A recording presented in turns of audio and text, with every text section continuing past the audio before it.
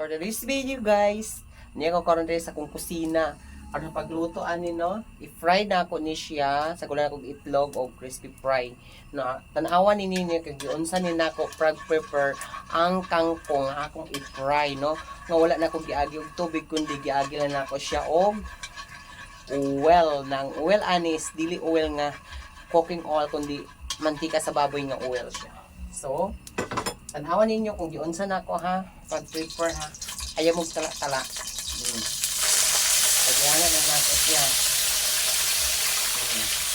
Fry kangkong. Kung giunsa na ako may pag-fry ang kangkong, no? Then, manisik-pusik na ginuot ko. Ako din siya ginakuan. Ginabit na ako og itlog, no? Nagkuang ko og itlog.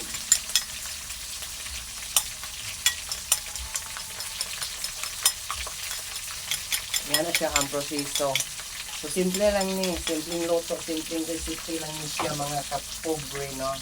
So, yan ka na ako. Dili na ako siya pagabungkagon. No? Napagalutoon, din na ako siya ang kangkong. Ano na siya?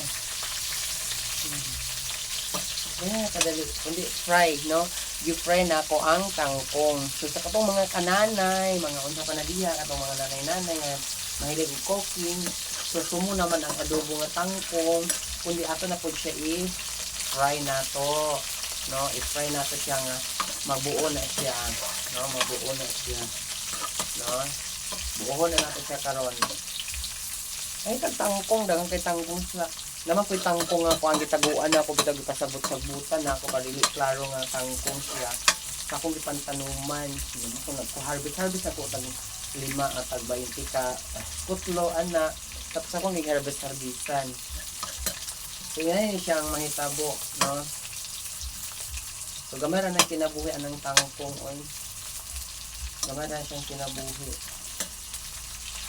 Gamara na siyang kinabuhi. Tapos, ilunod nato ni siyang itlog nga atong dinatil.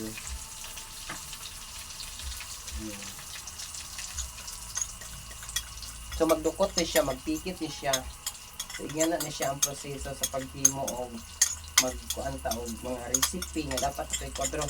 Akong gitimplaan eh, maging sarap gito siya kung ginatimpla. So, ato na siya pagbuhatan nga kuha na siya, magpikit na siya, no? Kaya na may isulog ani, maging sarap ay ha, dahil nato siya balihon. Di ba?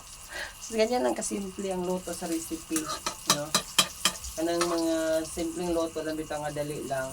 So, crispy fry and itlog o kining black pepper nga powder, then siyempre onion, no, kana garlic, then inga na akong gipang sagol, then itlog, no. Nagbatil akong itlog, isagol na ako. Actually dapat ang tadaghan itlog pero okay ra madadara na siya. So ato na siya tuyokon karon kay murag para man kuan siya. So maluto man gid siya luto gid siya, di ba? So, di pa siya magkapot.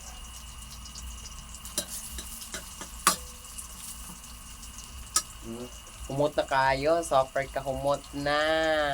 So, nga niya akong gihimo karon nag-inventor ako sa mga pagkaon nga dapat natin i-invento. Ay pista man sa baylo karon wala ko na mista. Oy, kapoy ko. Maas pa ta. Sige, ano siyang kinabuhi, diba? Ganyan lang kasimple. Ulam na. No? Ulam na. Tortang kangkong. Pero ang kangkong ani, wala na ako ginakuan.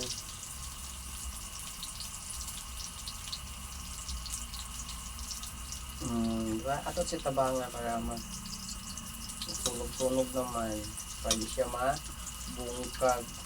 Kumot kayo, diba? Kumot kayo. Sige na siya kasimple, no? Sige na siya kasimple ito ang recipe.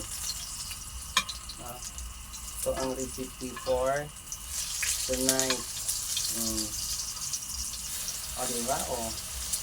Muna siyang forma. Pagod siya. Di ba siya mapagod? Okay, normal naman kita kay oil man. So nga ni ang forma sa atong pagluto sa atong torta nga kangkong. Kulaw na pre.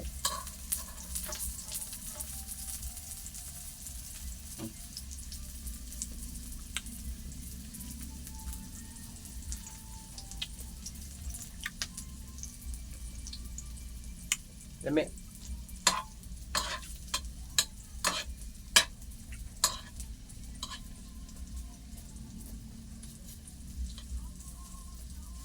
Hanghang lang kay na may black pepper.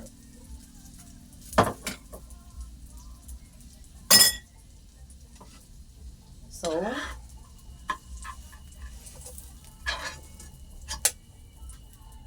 oh shit, di ba? Mo na siya oh.